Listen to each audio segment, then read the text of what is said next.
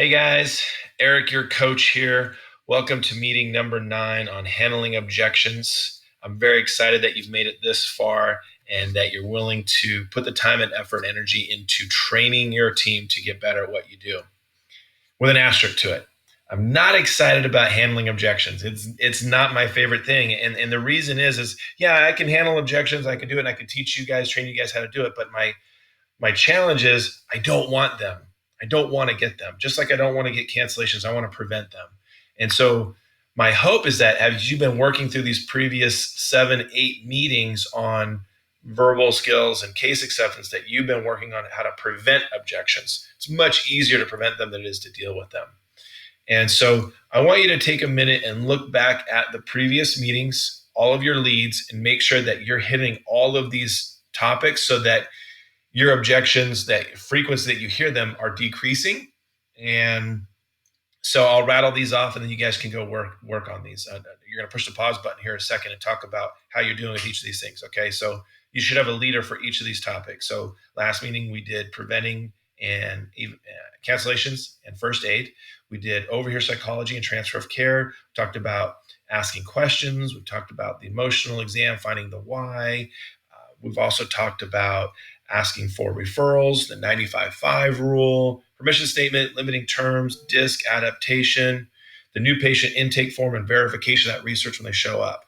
So what I want you guys to do is ask each of your leads how you guys think you're doing with those, and spend a few minutes, just a few minutes, on what you need to do to make sure that those things are in place before you start worrying about handling objections. All right, go ahead and push the pause button.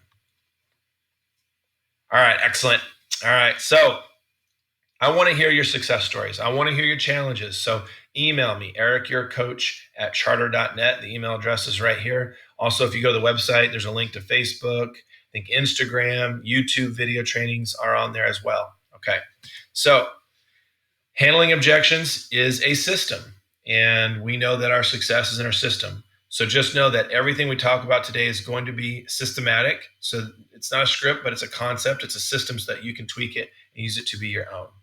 Remembering that our success obviously comes from, you got to be an expert. You got to know how to do what you're doing. But what I'm working on are the people skills that allow you to get patients engaged in doing treatment. Remember, there's only 2 ways to grow a practice.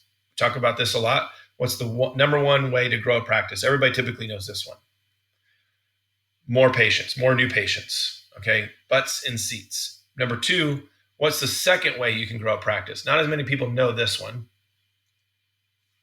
You would be doing as much dentistry as possible with those patients while they're sitting in there. Okay, so butts in seats and doing as much dentistry as possible there. All right, that's in your people skills. That's how you grow a practice. So we're going to work on handling objections. Here's our outline. Look, I think preventing is the best way to go, but if we do get one, we got to know how to handle it. So we got to say, okay, an objection is an opportunity. How can we turn this around and get the patient really moving in the right direction? So in order to do that, we need to understand what are the 5 most common categories of objections, because the category of the objection is going to determine how we deal with this. So what's the number 1 most common objection you hear? I hear this all the time. What is it? Money. Okay, good. Now what's number 2? Time. And what's number 3? I hear fear or fear of pain. So 2 and 3 can be flip-flopped. I hear those pretty equally, but money is the vast majority. Now, I said there are 5. Typically, I don't hear teams, they're not able to come up with the other 2, and it's weird, but I think it's because patients don't actually state them in the category of which they are. So number 4 would be lack of urgency, and number 5, lack of trust. And the reason people don't come up with those is you don't hear patients saying, oh, I have lack of urgency with you, or I don't trust you. They don't verbally say that. That means money, time, and fear are smoke screens for these 2. Now, here's a real curveball. My belief is that the actual number 1 most common objection is lack of urgency. Okay, the example I use to illustrate this is you got a patient who comes out, and the hygienist and the patient are coming out, and they're talking about how the patient's going on vacation to Hawaii. You present the dentistry, the plan. They say they can't afford it, and they leave, and they go get their brand new Cadillac. So they have the money. They've chosen to place it somewhere else. Urgency, value have to equal the cost. Limiting terms. It's a little tiny cavity. We'll go in there, fix it. It's $250. Well, that doesn't match. It's not bothering me. I'm going to go ahead and wait. Or it's a $1,500 crown for, hey, there's an old metal filling in there we want to replace. Well, there's no connection of cost and value, lack of urgency is there. So if you haven't done your 95-5 rule, if you haven't focused on those things, if you haven't connected your why it's important to the patient to these things, you're going to run into these objections. Next meeting, when we do case presentation formula, you're going to see how we lay all this out and then insert objection formula if you need to. Okay. So keep in mind of what an objection really is. It's a reason for not moving forward based upon lack of information. So in other words, we didn't prevent the objection. It's on us. It's our responsibility when there's objection. In fact, if you're getting objections, I want you to write them down. Ricky Bobby objected to lack of urgency on this date, so that your team can go back and look and say, well, where did we miss engaging him enough to get him to want to do the dentistry? It's not a push purchase, it's a pull purchase. They want to do it. Okay. Now, having said that, you can still get an objection, try to handle it, move through it, and then run into what's called a life condition. Now, a life condition is something that you cannot move. It is a current state of their life that is immovable. For example, my spouse just lost their job. They had the insurance, so we don't have insurance anymore. And my oldest child just started college. Our expenses have literally gone through the roof.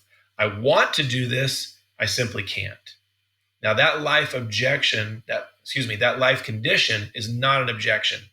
So you can use the objection formula I'm about to teach you and find out it's a life condition and just have to document it.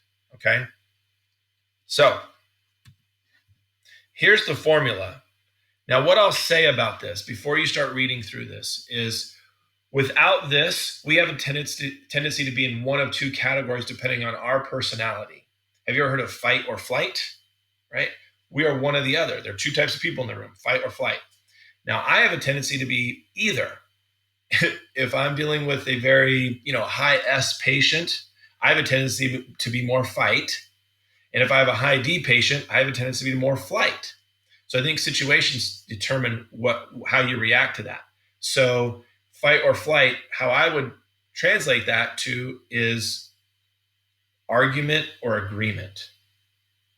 Do you have a tendency to argue or agree? So if I've got an S patient, I have a tendency to argue, stand my ground. If I have a high D patient, I have a tendency to be more in agreement. I don't want to upset the big D personality. What do I mean by argument or agreement? Well, I want you to imagine that pendulum swing between argument and agreement. They're complete opposites. And if I'm in a agreement, patient says, that's a lot of money. I can't afford that. I go, I totally get it. Things are expensive. Have a nice day. We'll talk to you about it next time.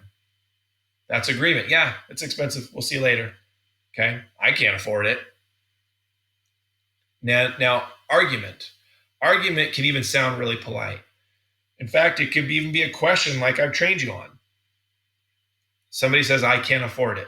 Well, why don't we talk about Care Credit? We could put it in a monthly payment plan for you. It's even no interest. How does that sound to you?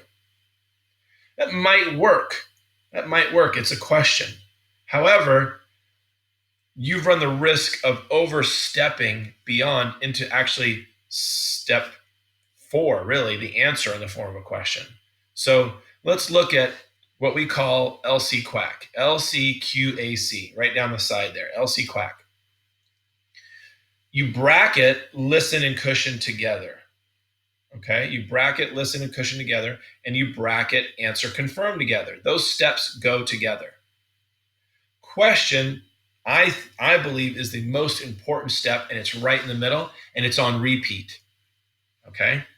You might ask 2, 3, 4, 5, 6 questions in a row before you get to answer as you lay breadcrumbs. Because listen, is it better for me to tell the patient the solution to their objection, like I just did an argument, or is it better for them to uncover it themselves? Absolutely themselves. So we're going to lay the breadcrumbs for them to solve their own objection. People believe more of what they discover themselves than what you tell them directly. All right. So I'm always going to I hear the objection, I'm going to categorize it, and I'm going to process. Okay. So in my mind, I use SMUTT, SMUTT, my 5 categories. Scared, so fear, right? M, money, U, urgency, T, time, T, trust, SMUTT. I can categorize and then I engage and navigate. So let's say the patient says, we'll use simple ones to start with. Oh, well, let me say this. How much is that going to cost? Is that an objection? No. But our mind has a fear or a tendency to drive us into, they're objecting. No, it's simply a question. And how do you answer a question? With a question. So how much is it going to cost? And look, tell me more about that. There's a question there. You can always respond. They say, well, and you say, well, I just need to know how much it's going to be. $3,000. I can't afford that. And so cushion. Hey, I might put listen and cushion together. I understand where you're coming from. I hear you. Valuing and saving and putting money towards healthcare is a real challenge these days. I get that. Now, look, if I stop right there, I am simply in agreement. But what I am really doing is getting ready to engage. So I'm not in agreement. I'm not in argument. I'm in the middle. I'm going to acknowledge it, which I just did, and then I'm going to engage. Acknowledge and engage is where you want to live. You don't want to live and agree or argue. Acknowledge and engage. So I acknowledge it, and now I'm going to engage. And the best way to engage is to ask questions. And either or questions I find are the best. So I want to find out, is it lack of urgency or is it really a money objection? They said I can't afford it. So I say, all right, so when you're thinking about this, you're thinking about the $3,000, is it the total cost? And do you really feel like this is necessary? Or is it more, $3,000. How do I figure out how to budget that because I want to get this done? You see how I did that?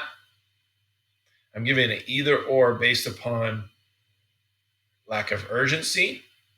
Would I spend $3,000 on my mouth? Okay. Or is it lack of money and understanding, right? An objection is a reason for not moving forward based upon lack of information that you could have payment options. I want to do it. How do I afford it?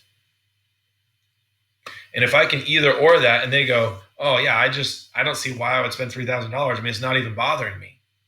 I'll take care of it once it hurts. Once it starts bothering me, I'll take care of it. Or, if it's not broke right now, why bother? That tooth's not even hurting me. I'm going to go ahead and wait. Anytime somebody says that, you're going to do what's called play it forward. You're going to play that forward. In your 95.5, right, 95% condition and consequences, obviously our missing piece of information, what we're going to assume that happened chair side is they didn't understand or didn't hear, or weren't paying attention, what's going to happen if they don't do anything. So we're going to play it forward. So I ask the question, I say, okay, so what would have to change for you to feel like, okay, now it's time to do this? Because I want to let the doctor know why you didn't schedule today, but when you're ready, that you will be. So something got to change for that to happen. And what are they going to say, guys? They're going to say, yeah, once it starts hurting, I'll get it done. Oh, I see. Okay, so I'll document that for the doctor. I don't ever want a patient to come back and say, why didn't you tell me? And so what I want to make sure you understand is that once it starts hurting, this plan that we talked about becomes the second step. And the first step is to get you out of pain, which we would be doing with a procedure called a root canal. Have you ever had one of those or heard about those before? I'm in question stage and I'm playing it forward. And they go, what do you mean root canal? Yeah, well, once it's bothering you, that means the decay has hit the nerve. It's no longer simply a cavity. It's now an infected nerve. And it's now going to hurt really bad and the tooth is dying. And so we have to get you out of pain in order to save the tooth. And then we got to protect the tooth by doing the plan we're talking about right now. So we would remove everything with a root canal and then do the crown like we discussed. It typically doubles the cost. But if that's something you're okay with, you want to wait till it bothers you and you're okay with that expense, that's totally your call. The question is really just, when will it bother you? 3, 4, 5 months from now, it starts to hurt. Then we'll get you going. You can call us and we'll get you in an emergency and go from there. Is that what you're wanting to do? Question mark. I played it forward. I got nothing to lose. They just said they weren't going to do anything. Yeah, I wouldn't spend $3,000. It's not even bothering me. Okay, so I want you to remember, play it forward. And they'll say, oh no, I don't want to wait until it's bothering me. I want to get it done right away. So it sounds like, I'm going to put answer in the form of a question, you really do want to prevent this from becoming a bigger problem, and we just need to figure out how to manage the expense of it and budget it. Is that what you'd like to do? Okay, let's go over options here. Let's give you some options. Okay. Again, I probably could have prevented this two ways. One is simply with my financial arrangements, using my permission statement. I'd like to go over all the options we have for you. Feel free to choose whichever one works for your budget. But number two is even earlier, having them understand what the consequence was if they chose not to move forward with any treatment right now. So you might want to snapshot this with your phones. You might want to take a picture of this and hold on to this formula so you have it, because you're going to be practicing this next. We're going to go through some scenarios. You're going to work through these. Remember, with your partner, you're going to role play. So I'll give you a moment to pause and take a picture. Okay. All right, so we're going to go through these scenarios. When you first look at this, how much is this going to cost? The first thing I think of right now is this an objection? No, it's not an objection. It's a question. And let me ask you guys this. Is dentistry expensive? Yes, absolutely it's expensive. It is. So if you're going to be accused of being expensive, you might as well be expensive. So I'm being facetious. Don't jack up your prices or something like that just because. No, I think the goal is to understand how to navigate this. So when somebody asks you a question, how much is it going to cost? You respond with that question. And when it's an open-ended question like this, not a yes or no, I will answer and follow with a question. How much is it going to cost? Well, total plan to get everything done is $3,000. How does that sound to you? Now, they might say, well, I can't afford that. I can't afford that. Here's your question. Are they wanting to figure out how to afford it, or are they not wanting to do it at all? And this is the one we just practiced. So I want you to push the pause button here in a second, and you're going to practice this yourselves using the formula on how much it's going to cost, answer a question, and then follow with a question. And then as the patient, you'll say, I can't afford that. And then your dental team member will then LC, right? Listen and cushion, question, either or questions, and then get into answer confirm. All right, so push the pause button and handle this one with your partner right now. Why don't you guys have the person with the longest hair be the patient first? All right, go for it. Push the pause button. Excellent. I want to hear how you're doing with this, so please give me feedback. Work with it, your team. If you learned something in your group, you should be sharing that with your whole team. We're going to practice a few of these. All right, number two. Nobody ever gets this one. Will my insurance cover all of this? Now, you might be a clinical team member in getting this question. That's okay. That means they're considering moving forward. Now, guys, does insurance ever cover all of anything? No. So this is a question. It's not an objection. So patient says to me, will my insurance cover all of this? I'll say, if I'm clinical, I'll say, that's a great question. I am not the insurance expert. However, Rebecca, the receptionist, is phenomenal at this. If your insurance is, say, covering half of it, would that work for you as long as just figuring out the other half? Or do you have other questions about this? I just answered it and asked a question. Okay. Now, if I'm administrative and I should be going over financial arrangements, explaining all this before, but let's say they come out and they leave with this. Well, my insurance going to cover all this? That's a great question. I want to go over that with you. Let's look at it. And once I lay it out with them, why don't we go ahead and take a look at it? They'll cover 50% up to your $1,500 maximum. The plan's $3,000. You don't quite have $1,500 left, so they're going to pay $1,000. So your out of pocket's $2,000. How does that sound to you? We have these options for you that I've laid out. We could plug it in one of these options. Which would work better for you? Does it sound like something you'd like to do? Listen, guys, I'd rather them object now than cancel later, day of, day before. So now they might say, well, I'm not going to do anything if my insurance won't cover this then. I want to see what my insurance is going to cover first, okay? So that it might lead from this into this, or they might say, yeah, if my insurance doesn't cover it, I'm not doing anything. Okay, so time out, play it forward. What you're saying is your insurance that you haven't used for the last 2 or 3 years isn't going to cover all of it because you're hitting your maximum or whatever. They only cover 50% of something. You're expecting them to cover all of it. That doesn't make sense. It's not like medical. So you have to explain that to them. You have to get in conversation. So you might say, let's say they object with that here. Will my insurance cover this? They get to the understanding of no, it's $2,000 out of pocket, and they go, well, I'm not doing this unless my insurance is going to cover all of it. Okay, so Mr. Jones, I totally understand why you want your insurance to cover all of it. I would want to feel the same way too. Listen and cushion. Let me ask you this. Has there ever been a situation in your life where your insurance has covered all of everything without a deductible, without a maximum, that sort of thing? Or is your interpretation that your dental insurance should be covering all of this? Ask a question. Well, no, they never cover all of anything. I just didn't understand how my insurance works. Okay, I would want your insurance to cover all of it too. I totally get that. But this is why I have a job, is to help people navigate the part their insurance doesn't cover. 50% of our patients don't even have insurance. And the other 50% have insurance, but recognize that it doesn't cover everything because insurance has to make all the money, right? And so that portion that your insurance doesn't cover is what I'm here for, to help you navigate.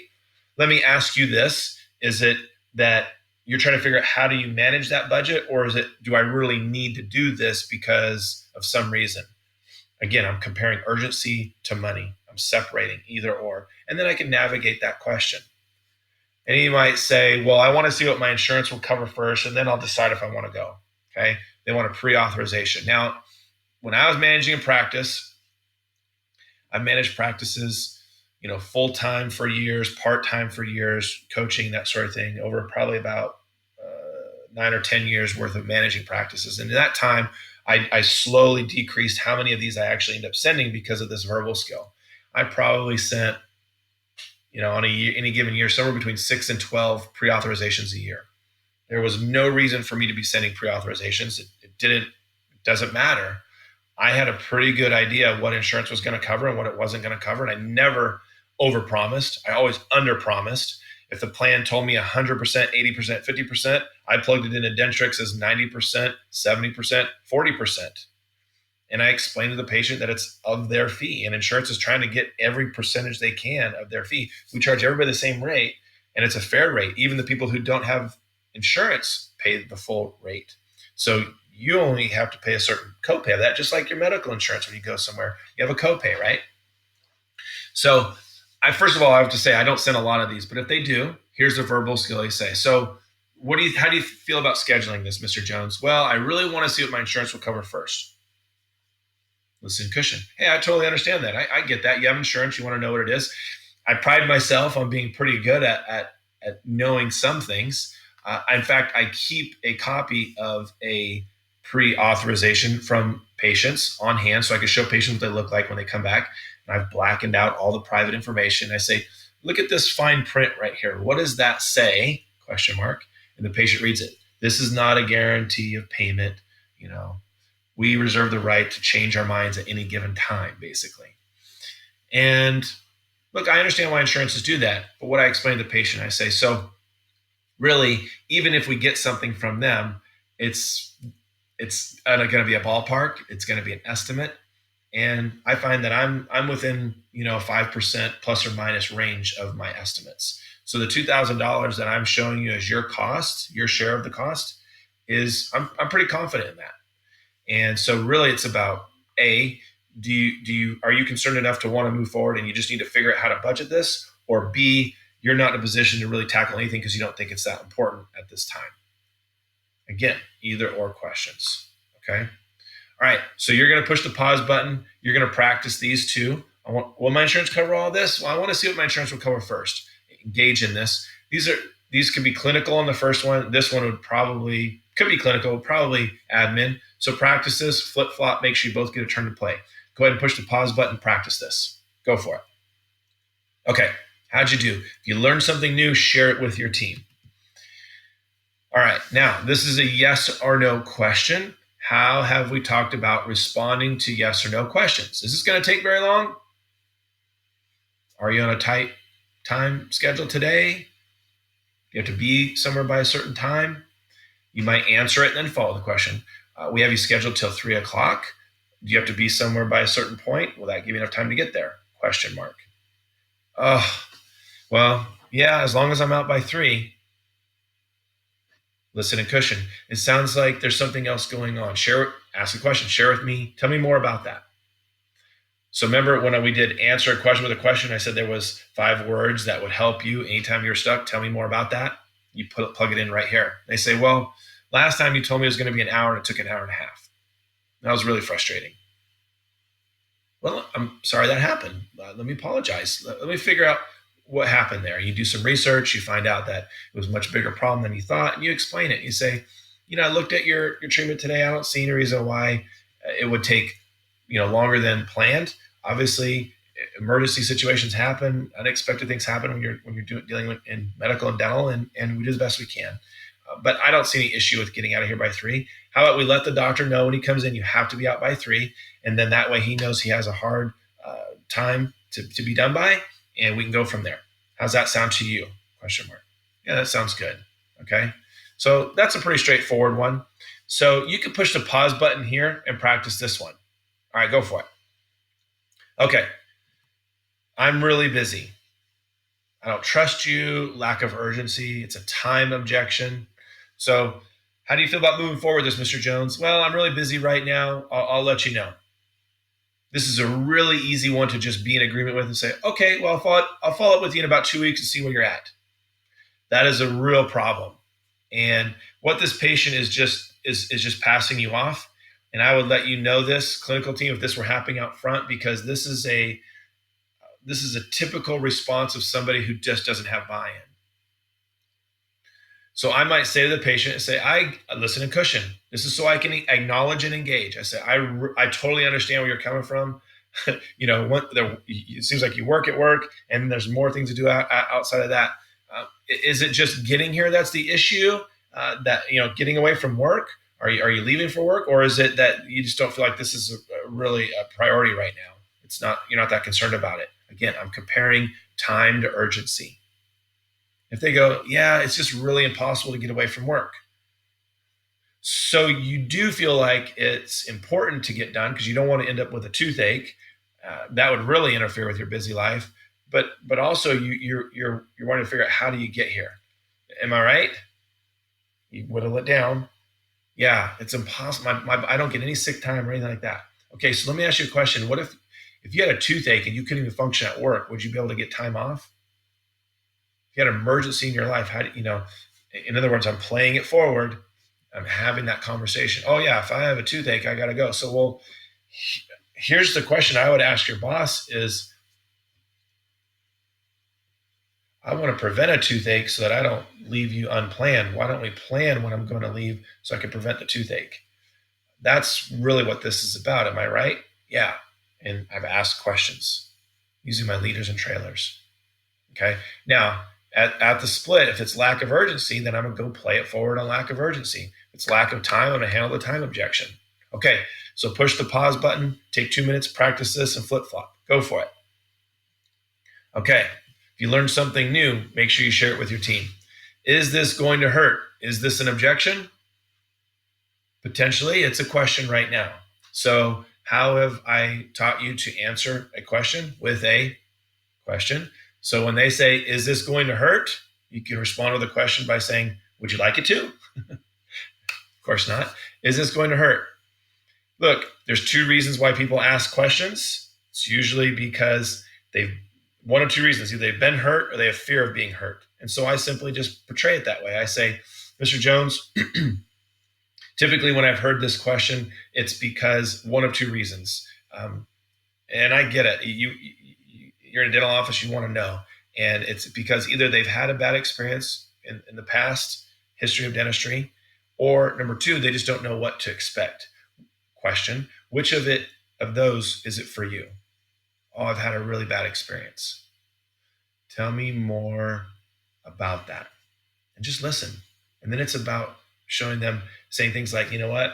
I hear that frequently from historically in dentistry. And I pride myself on rewriting that script. And so why don't we talk about a way to set things up so that it's a guarantee it won't hurt? How does that sound? And then you work through it. All right. So push the pause button, practice this one, clinical team. Go for it.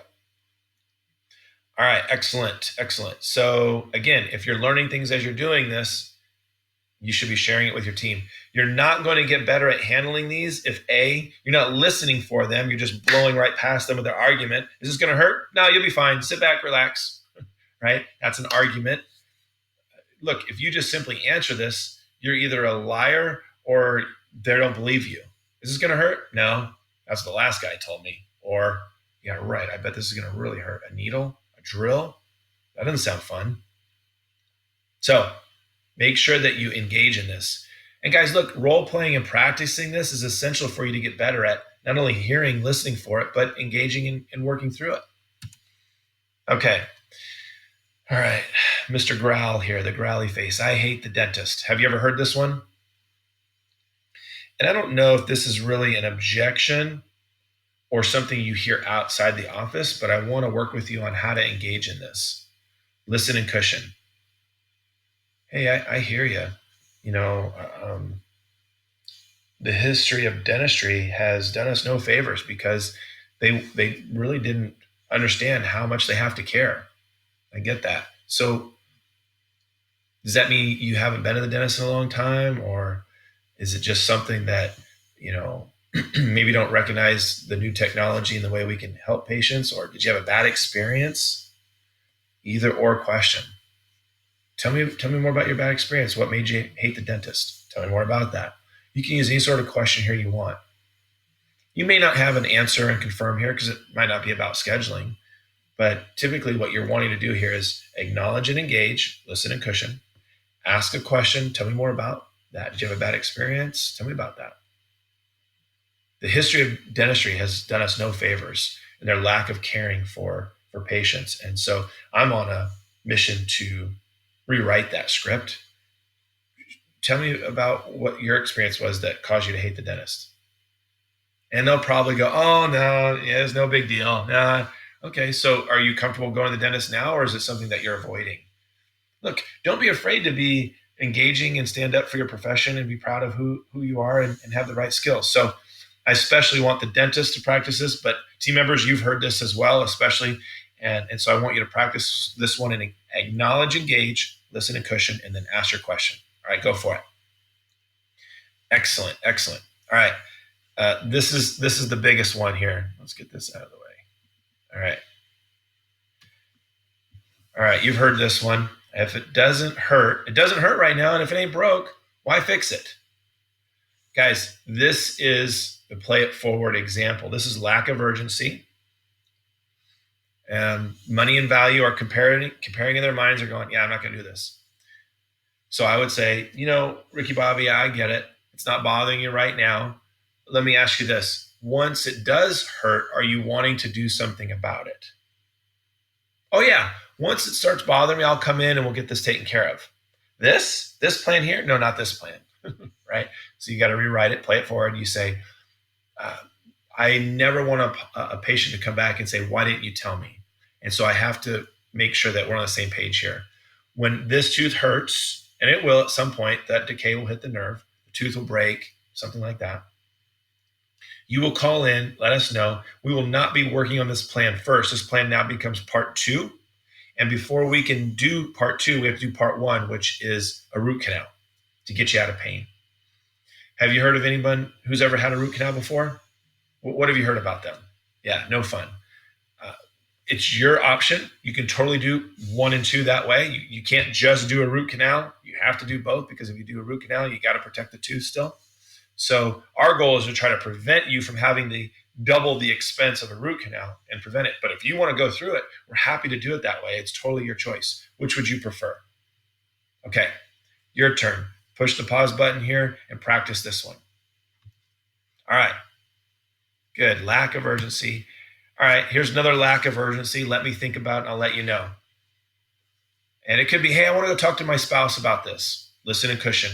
I totally get it. Abby and I, we talk about all big decisions together. Let me ask you this. When you get home and talk to your spouse about it, what do you think is going to be the primary point of discussion? Because I want to make sure you have enough information to go over it. Is it, do you really need this now? Lack of urgency. Do you really need this now? Or is it really just how to make this affordable? Now you know which way to go. Pretty easy. Listen, cushion, question, right? You can get to answer confirm. That'll just flow out of whatever answer you get. All right, so push the pause button and practice this. We got another one to do. Go for it. All right. Why didn't my previous dentist ever tell me about this? This happens pretty frequently. A new patient comes in. And this is a question, so you can respond with a question. I'm not really sure what was going on the last time you're at the dentist. Especially, I think this only happens when they've been in frequently, last 6 to 12 months. Everybody's different at their decay rate at which a cavity is formed and processes through the outside of the tooth and the inside. And so I can't tell you what was there 6 months ago when you're at that dentist, but I can tell you what I see now. It's definitely a concern. I mean, you can see it right here on the screen, right? Question mark. Now, is this a lack of trust? Is this a fearful thing? Are they questioning you? Lack of trust, right? Is it urgency and not value? So trust. So when you look at it, how concerned are you with what you see, right? Are they able to co-diagnose on their own? Show them on the screen.